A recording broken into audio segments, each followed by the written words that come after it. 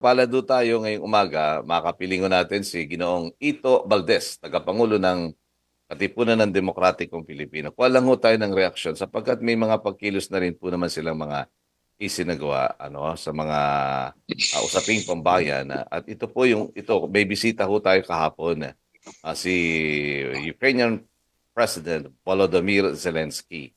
Nakakapanayan po siya ni Mari Sumali ng GMA7 at tatlong bagay po ang kanyang tinalakay doon. Sabi nga natanong siya. Una ay food security, ikalawa ay nuclear security, ikatlo po naman ay humanitarian issue at yung tinatawag na bilateral relations o trade relations sa pagitan po naman ng Ukraine at saka ng Pilipinas. At by this year daw, magtatayo na ng embahada. Sa punto pong yan, ay nasa linya si Ginoong Ito Valdez. Good morning, Ito, at salamat sa pagtanggap sa aming tawag. Kahit na ganito kaagay, tinanggap niyo po ang aming tawag. Good morning. Good morning. Good morning sa inyo lahat. Salamat sa pag-imbita dito at magbigay ng opinion dyan sa pagbisita ni Ukrainian leader na si Zelensky. Siguro naman po natutukan nyo yung pagbisita nga doon na biglaan nga. Sabi nga ng mga taga Malacanang hindi na nga sila nakapaglagay ng banderitas eh. Although yung red carpet na ilagay, ganun ka bilis o ganun ang mga pangyayari. Ano ba ang anyong take nyo dito, Ginoong Itos? Well, yung sa aming pagsusuri, no, and pag alam ng mga nangyayari dyan sa issue ng Ukraine, tsaka Russia, tsaka NATO, first of all, we want to say that Zelensky is effectively a dictator dyan sa Ukraine. Bakit po? Nawawala sa signal kuyang isaglit lang Ginoong Kaitos i-reestablish natin yung signal at medyo para maganda po yung inyong pahayag. Medyo robotic lang.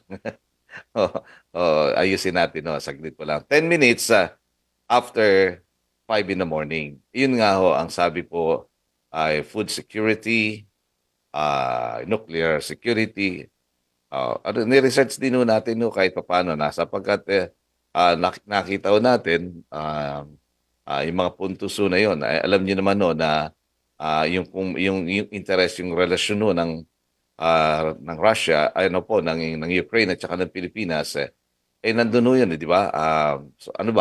Sa Malaysia ba o Thailand yung kanilang pinakamalapit na nakakasako po, sa Pilipinas, sakop na rin nila yun. Pero ngayon, kung magtatalaga po sila at maglalagay ng tinatawag na fixed embassy o consular offices, ay dito po yan sa Maynila. At sabi nga ni President Zelensky ay by this year, 2024, 2024, maaari po mangyari yan. At yung pong pagdalo sa Peace Summit, isang bagay po yun, mukhang selective daw yung mga naimbitahan doon.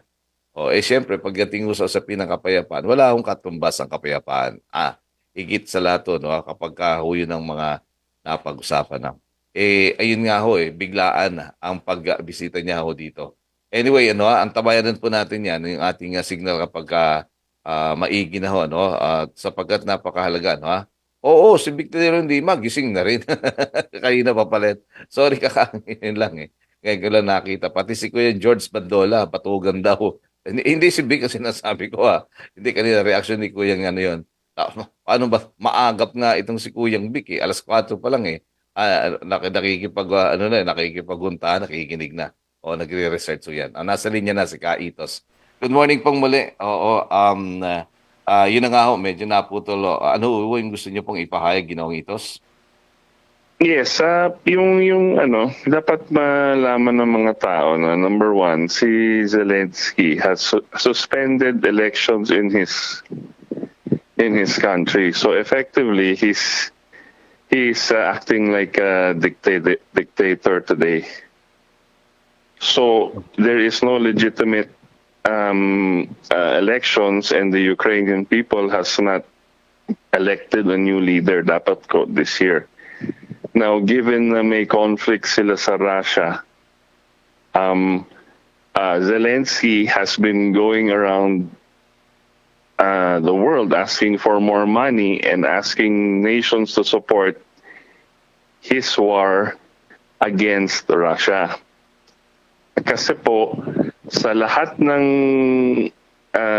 tinitingnan namin, pagsusuri po namin at consulting with international political analysts and the military experts, sabi po nila, effectively, talo na po yung Ukraine.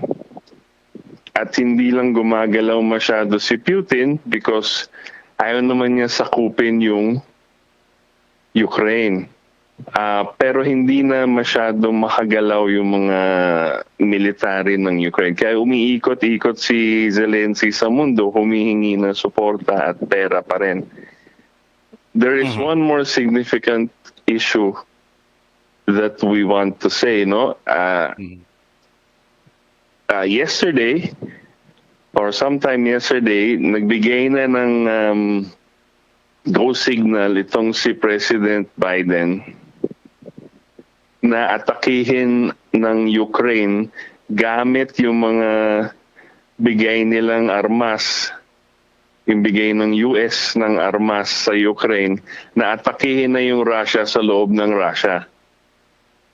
At May balada. Ayan ang ayaw ng Russia.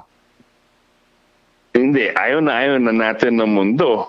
Because that means, pag sabi rin ni Putin, nag-release na ng statement si Putin, pag ginawa niyo po yan, at nanggagaling sa mga NATO countries yan, gera na tayo.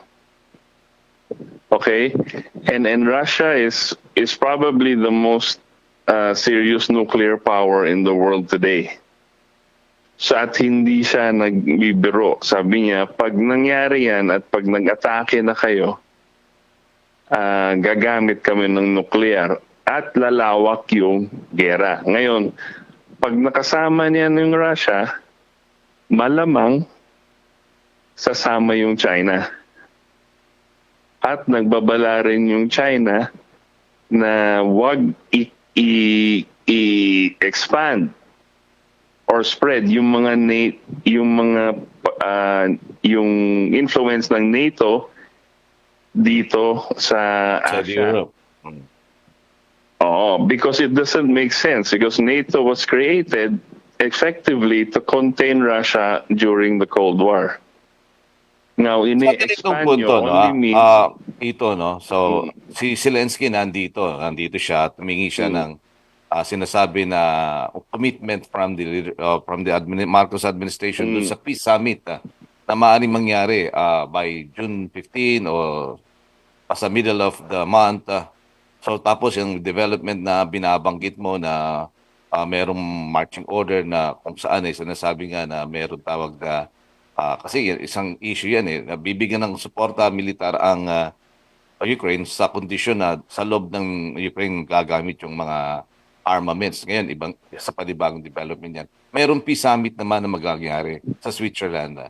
Paano ito? Dalawang bagay ito na merong go signal na movement militarily and then diplomatically meron namang movement na peace initiative. Yes. If you saw yung press conference ng China regarding that peace summit, sabi ng China, mahirap maniwala sa peace summit na hindi imbitado si Putin. Hindi ba imbitado? Hindi. So parang selective lang yung mga dadalo, ganun. Yung parang yung mga makapare-parehong pananaw, doon lang tayo. Yung ibang pananaw hindi pwede. Hindi pwede. Tapos sabi ng China, paano kami dadalo yun sa peace summit? Hindi naman parang seryoso yung peace summit na yun at parang tuloy lang yung propaganda. Yan ang statement po ng Chinese foreign minister. So you can research that. Ito yung statement. Sabi na kasi inimbita sila eh. So kung hindi naman seryoso yung peace summit na yan sa Switzerland kasi hindi naman inimbita si Putin, hindi naman sinama yung mga countries na dapat mag-usap, paano magiging peace summit talaga yun? Ito na lang, isa pang punto ko kasi I have a limited time. Tayo naharap sa ibang usapin and then here comes the Ukrainian leader asking for help. Of course, kinakailangan nating tumulong. Ganun naman talaga trabaho no, ng mga magkakapitbahay. Pero meron din tayong isyung kinakaharap eh. Ang sabi ng uh, ni Zelensky, kailangan namin ng tulong lalo na doon sa issue ng mga mental health workers. Ano ang take nyo dito na meron naman tayong kinakaharap din na problema, di ba? Tapos, ayan, bagamat sabi nga, no, kinakailangan tumulong ng isang bansa, kinakailangan din kasi humingi rin naman tayo ng tulong in the future kung makangailangan tayo, Ginoong Valdez. Yung pananaw po namin dito sa KDP, na lahat kasi kaibigan at walang kaaway dapat, yung sa Philippine foreign policy. Ngayon, agree po kami sa sinabi ni President BBM dun sa Singapore na yung US tsaka yung China, kung ano man ang alitan nila, wag isama yung Pilipinas. Because we are friends to all dapat. May trade tayo with China, may trade tayo with US. Now, if nahila tayo dyan sa Ukraine, sa conflict ng Ukraine, na napakalayo sa atin na hindi naman natin ang mensahe niya, nakikialam tayo dyan sa gera ng Ukraine tsaka issue ng Russia. Na I think mas maganda ang presidente natin addresses dito yung totoong war on here in the country, which is a war against poverty, war against rising prices, war against drugs, and everything that he has to fix. Kasi po, yung ating mga mamayang Pilipino is already suffering dahil sa high prices. So I think a president should address those first before he even considers getting himself involved in a war on the other side of the world. Yan po yung pananaw namin. Alright.